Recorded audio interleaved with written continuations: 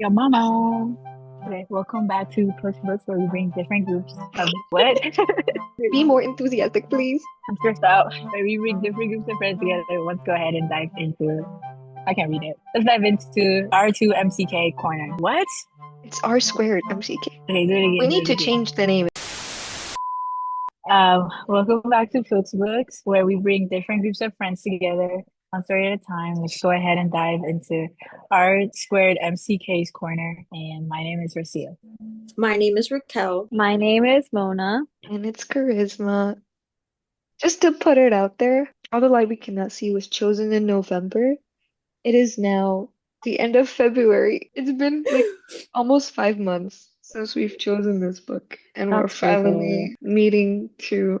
We're finally saying thank you and next. The book that we're reading is All the Light We Cannot See, and I picked it because it was recommended by someone very close to me, and it also sounded like a good read. Um, I don't know how to give like a summary to this because it's so long. The book follows the intertwined lives of a blind French girl and a young German soldier, navigating the darkness and devastation of World War II as their paths converge. It's kind of sad though. Rating wise, there'll be like a 3.5, maybe 4. I don't know. It doesn't get to the peak until later on. That's what I think. I rated it a 4. Basically, she's copying. No, like, I have my other reasons why. I liked the story a lot. I think, like you said, the details at times they felt too mundane and irrelevant. But then after I kept reading, it felt like it was all connected. Everything that the writer was saying was symbolism for something that was going to happen later on in the story. So it might have been a little slow at first, but it picks up in the middle. So I think it's worth Yeah. giving a shot. That's why I gave it a 4 out of 5. I also did that for the plot. Yeah, it's about war and stuff, but it's also a different take on that. It's more about the children's perspective, what they go Yeah. through, and how their lives completely change and how they adjust to that. Um, I'm gonna be honest with y'all. I was not able to finish the book. But so far, I'm gonna give it a 3 out of 5 just because it's not my cup of tea type of book. But I agree with Charisma. It was interesting just because, like she said, it's like the perspective of children during wartime. The other reason why I rated it that is because it was a bit slow for me at the beginning. I don't really like slow books. Like, it took a while for it to get better. It's just not my thing. I'm more of a thriller person, murder type of thing. But yeah. She's just like her sis. Yeah, I'm just like my sis. For me, I also didn't finish the book, so I'm not gonna read it because I haven't given it a full chance. It was a bit slow in the beginning, so it was kind of like difficult for me to understand what the author was trying to convey. I had difficulty connecting the dots, but it was pretty good for what I read. After that slow part, then I was able to read it more.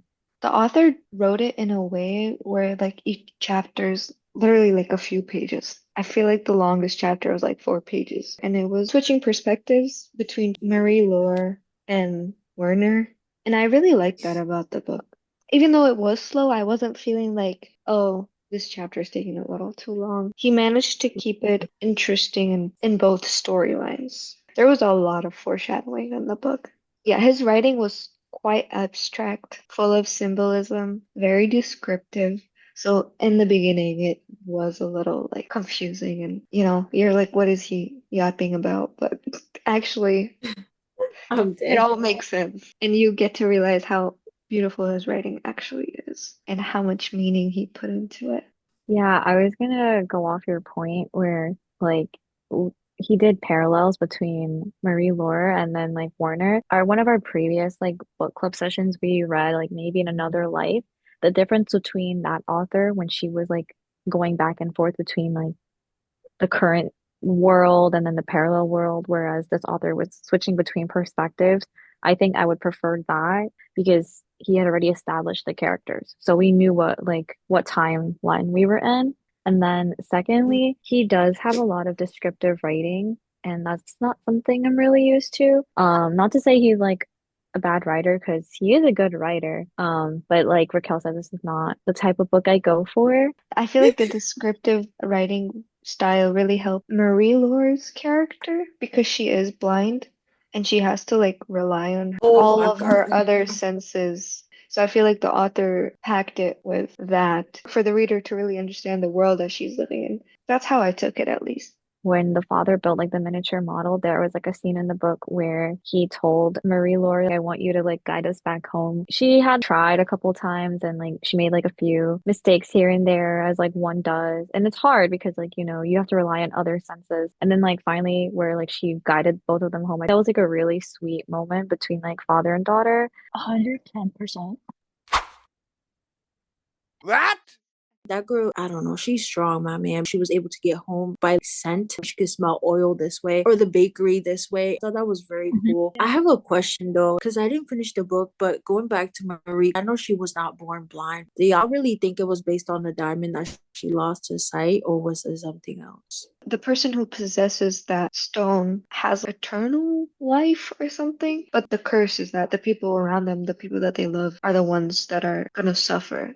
I think that when her dad possessed the Sea of Flame That's what I was stone, gonna say. yeah, Yeah, that's what I was gonna say. Marie Laure was blinded. But then later on, when they flee the city that they live in because of the war, he puts the Sea of Flames stone in Marie Laure's possession. Then everyone around Marie Laure starts to get affected. So the thing with the gemstone, it was kept at the museum that her dad was working at, but then when the war was happening, they replicated four of them so that the Germans wouldn't get a hold of the real one and it would be more confusing for them. They gave each guard one of the stone, but the guards didn't know who had the real one. The real stone was with her dad, obviously. But yeah. That makes sense, to be honest, because this poor girl all of a sudden just. I think overall, thematically, the book was quite good in the sense where it shows the helplessness of civilians, especially children, when they are going through such a life-changing event like war. And I think the author touched on things that other stories that I've read haven't really done. What was it? The guy that didn't want to mistreat the other Yeah, prisoners and he got beat and then he felt bad for it. he got brain damage because of how badly he got beat. Werner got to witness all these things at such a young age. It was just tough to like experience that at a young age because you want to do the right thing, but you don't really know how to go about it. Like his sister, her words like echoed in his head whenever he was making a decision. Yeah, she became a big part of like his life regardless of whether she was there physically or not. Because the cover was pretty straightforward, it was just a shot where the story was like majorly taking place. Do you think the title changed meaning to you after reading the book? Maybe it's because of so much that it's going on, like all the bad that is going on. There's a light that they can't see or something like that. Yeah, I also had Yeah. a similar take on that. To me, it basically means like the hope that is hidden amongst all the hate that's being taken over by war, Right, basically. The right. light just symbolizes the hope that there is still hope. Because what are the chances that the scientist that he would listen to on the radio when he was younger turns out to be the Mhm. same person that, was Yeah. broadcasting those codes, that how he like recognizes his voice and all of that and just saves her from getting killed. Building upon like all of your responses in relation to her, even though you're faced with trials and like tribulations, there's still so much hope for you. And then with Warner, he was listening to like this guy, and the guy was like, "Children, you must open up your eyes and like utilize them before you can't use them anymore." There's like a parallel. Yeah, that quote Yeah. later on in the story, you realize how much it applies to all the different plots Yeah. that are happening. So that specific quote, I feel like, is the premise of the entire book. I actually highlighted it because like that kind of spoke to me. We can all use that. You are the youngest that you are now, so experience and enjoy life as it is to the best of your ability. Mm. I have a question. Yes. Are you guys gonna watch like the series? Because there's a series on Netflix based on this Oh book. yeah, there is. I'll see. I do want to watch it, but I did hear it was a lot different than the book. Because I Yeah. just finished watching Stranger Things. I want to start a new show. I feel like moving forward, like I want to try giving this book a shot because I hate not finishing books in general. Hearing what you guys have to say, it makes me more interested. I think the whole point as a reader who's like trying to get back into like the hobby, I want to work on like trying to finish books because I feel like the minute I'm not used to something, I'm just like, okay, never mind. I don't want to read it or move Yeah, forward. And that comes with like yeah. anything. So I want to try giving books a shot. Don't judge a book by its cover. Never choose a book by its cover either. Plop that tree immediately. Maybe the next book I'll talk more and yap like my sister, but for now I'm just staying quiet. Oh yeah, next book we have a member that hasn't been here. She's gonna join next book. Oh yeah, our fifth member is gonna be here.